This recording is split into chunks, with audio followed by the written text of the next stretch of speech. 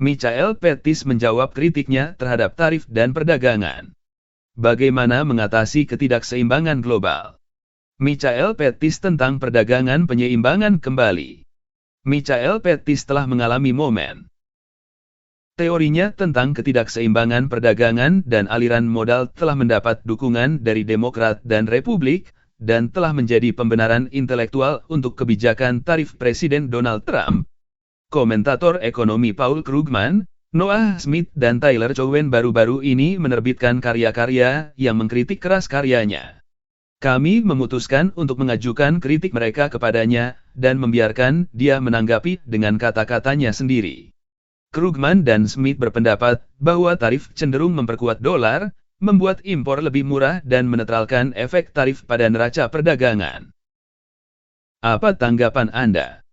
Pettis, saya setuju dengan analisis mereka, tetapi saya ingin menunjukkan implikasi penting yang sering diabaikan dalam diskusi yang lebih luas tentang ketidakseimbangan perdagangan di EAS. Tarif, seperti dicatat oleh ekonom Harvard Danny Rodrik, secara efektif merupakan kombinasi spesifik dari dua kebijakan berbeda, pajak atas konsumsi barang impor dan subsidi produksi untuk pasokan dalam negerinya. Intinya, tarif bekerja seperti devaluasi mata uang, yang dapat memiliki efek ekspansif dan deflasi tergantung pada situasinya. Kondisi yang mendasarinya penting, dengan kata lain. Meskipun tarif bukanlah obat untuk semua, tarif tidak boleh diabaikan. Sebaliknya, tarif merupakan bagian dari kebijakan industri yang lebih luas yang bertujuan untuk mengatasi ketidakseimbangan perdagangan dengan mendistribusikan kembali pendapatan antara kelompok yang berbeda, baik di dalam maupun di luar negeri.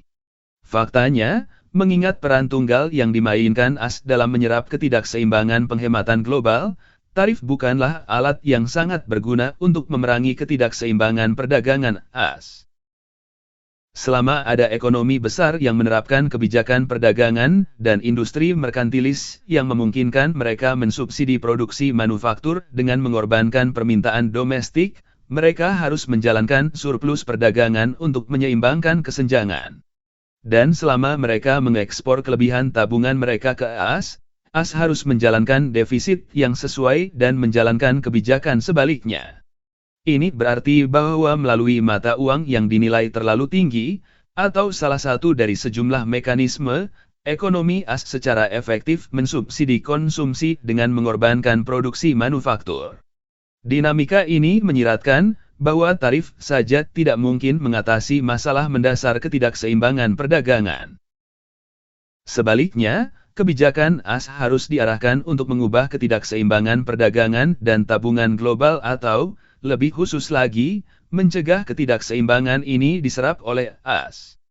Ini membawa saya pada dua kesimpulan yang mungkin mengejutkan beberapa orang. Pertama, bahwa tarif bilateral sebagian besar tidak efektif dalam menyesuaikan ketidakseimbangan perdagangan, dan kedua, bahwa tarif pada negara-negara defisit seperti Kanada, Meksiko, dan Kolombia, sebenarnya dapat memperburuk ketidakseimbangan perdagangan AS. Cowen berpendapat bahwa intervensi dalam jangka pendek, seperti yang telah Anda usulkan, kontraproduktif karena kekurangan permintaan akan teratasi dengan sendirinya sebagai penyesuaian harga. Apa tanggapan Anda? Pettis, meskipun saya memahami ketergantungan Cowen pada model, Econ 101, yang mengasumsikan bahwa harga selalu menyesuaikan dengan keseimbangan penawaran dan permintaan, kerangka kerja ini tidak relevan dalam konteks kondisi ekonomi global saat ini. Harga belum disesuaikan di AS atau banyak negara lain selama beberapa dekade. Ambil contoh Cina, di mana deflasi harga terus berlanjut dan konsumsi tetap sangat rendah selama bertahun-tahun. Untuk mengatasi kesenjangan antara produksi dan konsumsi, Cina harus menggunakan tingkat investasi yang sangat tinggi dan, karena biaya investasi yang sia-sia ini baru-baru ini muncul dalam bentuk beban utang yang tumbuh paling cepat dalam sejarah, hingga surplus perdagangan yang tertinggi dalam sejarah. Jadi mengapa kekurangan permintaan tidak hilang, seperti yang diprediksi oleh model Cowen? Jawabannya terletak pada kebijakan perdagangan dan industri Cina, yang meningkatkan daya saing manufaktur global dengan mengorbankan konsumsi domestik. Kebijakan-kebijakan ini termasuk mata uang yang undervalued, suku bunga yang ditekan, kredit yang sangat terarah, dan, ya, tarif. Kebijakan-kebijakan ini, bersama dengan kontrol ketat pada perdagangan, dan bahkan kontrol yang lebih ketat pada akun modal, telah mencegah terjadinya penyesuaian alami. Hal ini penting, karena ketidakseimbangan internal suatu negara yang ditimbulkan oleh kebijakan dalam negeri secara otomatis menyebabkan ketidakseimbangan eksternal yang pada gilirannya harus tercermin dalam ketidakseimbangan eksternal mitra perdagangan dan investasi negara tersebut. Begitulah kebijakan internal di satu negara, secara otomatis akan mengarah pada perubahan kondisi internal di negara lain. Model Chowen mungkin konsisten secara internal, tetapi didasarkan pada asumsi sederhana yang jelas-jelas gagal menggambarkan faktor-faktor dunia nyata yang membentuk ketidakseimbangan perdagangan. Smith dan Krugman menyatakan bahwa manufaktur as sangat bergantung pada barang setengah jadi, yang bersumber dari mitra dagang yang sekarang terancam tarif. Ketergantungan pada suku cadang asing akan menyulitkan produsen as untuk menggeser defisit perdagangan, kata mereka, dan menaikkan harga untuk semua barang as jika tarif diberlakukan. Apakah kamu setuju? Bagaimana seharusnya kita berpikir tentang barang setengah jadi?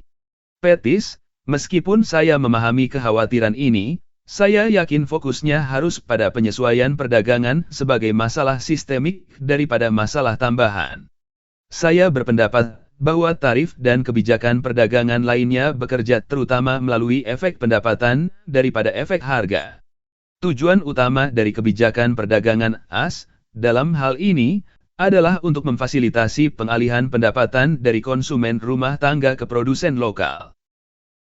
Jika ini dilakukan dengan sukses, pertumbuhan produksi yang dihasilkan akan mendorong peningkatan konsumsi dan standar hidup yang lebih baik.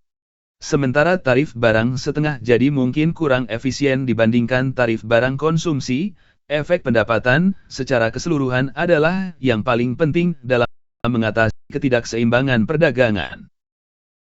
Chowen berpendapat bahwa apa yang Anda anggap sebagai permintaan Amerika yang lemah, tidak sejalan dengan konsumsi ekonomi as yang tinggi dan peningkatan inflasi baru-baru ini. Bisakah Anda memberikan lebih banyak detail tentang apa yang Anda maksud ketika Anda menulis, investasi di EAS dibatasi oleh permintaan yang lemah, bukan kelangkaan modal? Petis, menurut Chowen, dan banyak ekonom arus utama Amerika, modal asing selalu ditarik ke AS oleh kebutuhan investasi AS. Mereka berpendapat bahwa karena orang Amerika menabung terlalu sedikit untuk memenuhi kebutuhan investasi bisnis AS harus mengimpor modal asing. Defisit transaksi berjalan suatu negara, bagaimanapun, sama dengan arus masuk modal bersihnya, yang sama dengan kekurangan antara investasi domestik dan tabungan domestik. AS berinvestasi lebih banyak daripada yang dihemat, menurut argumen ini. Oleh karena itu AS harus mengimpor modal asing untuk menjembatani kesenjangan tersebut. Tetapi meskipun hal ini mungkin benar pada abad ke-19 ketika AS sangat bergantung pada modal Eropa untuk investasi domestik, hal ini tidak terjadi saat ini.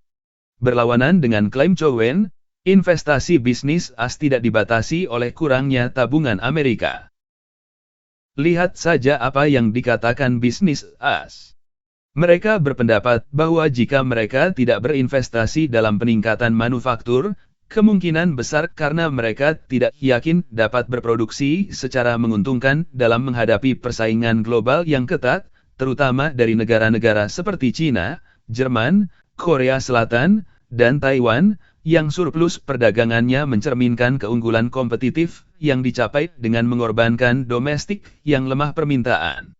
Cara lain untuk menilai ini adalah dengan melihat apa yang dilakukan bisnis dengan laba ditahan. Jika perusahaan-perusahaan AS ingin berinvestasi di dalam negeri tetapi terkendala oleh kurangnya tabungan, mereka tidak akan memiliki cadangan kas yang besar atau menghabiskan banyak uang untuk pembelian kembali saham dan pembayaran dividen. Hal ini menunjukkan bahwa masalahnya bukanlah kekurangan modal tetapi kurangnya peluang investasi yang menguntungkan di AS. Selain itu, masuknya tabungan asing ke dalam ekonomi AS memiliki implikasi yang lebih luas terhadap ketidakseimbangan perdagangan. Ketika negara-negara dengan kebijakan merkantilis menjalankan surplus perdagangan dan menginvestasikan kelebihan tabungan mereka di pasar keuangan AS, investasi AS harus melebihi tabungan AS, meskipun tidak didorong oleh peningkatan investasi bisnis AS. Jika peningkatan investasi ini didorong oleh arus masuk investasi asing, arus masuk ini harus diimbangi dengan penurunan tabungan AS. Konsep ini, meskipun sulit diterima oleh banyak ekonom Amerika, mengikuti langsung dari aturan dan standar akuntansi. AS mengalami ketidakseimbangan perdagangan yang terus-menerus dan signifikan yang merusak pangsa manufaktur globalnya, memperburuk ketimpangan pendapatan, dan meningkatkan utang. Sementara beberapa dari ketidakseimbangan ini disebabkan oleh faktor domestik, banyak yang didorong oleh faktor eksternal, yang pada gilirannya memperburuk ketidakseimbangan domestik. Tujuan kebijakan perdagangan dan industri AS adalah untuk mengatasi ketidakseimbangan ini, baik di dalam negeri maupun internasional. Klarifikasi tentang renminbi. Ketika membahas renminbi kemarin, kami mengatakan bahwa people China melemahkan mata uang dan mendorong ekonomi mendekati deflasi dapat menyebabkan kerugian yang lebih buruk daripada tarif. Banyak pembaca telah menunjukkan bahwa pelemahan mata uang adalah inflasi bukan deflasi. Itu benar sekali.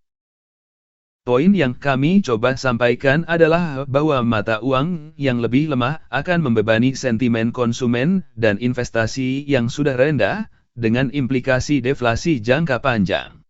Kami mohon maaf karena tidak lebih jelas.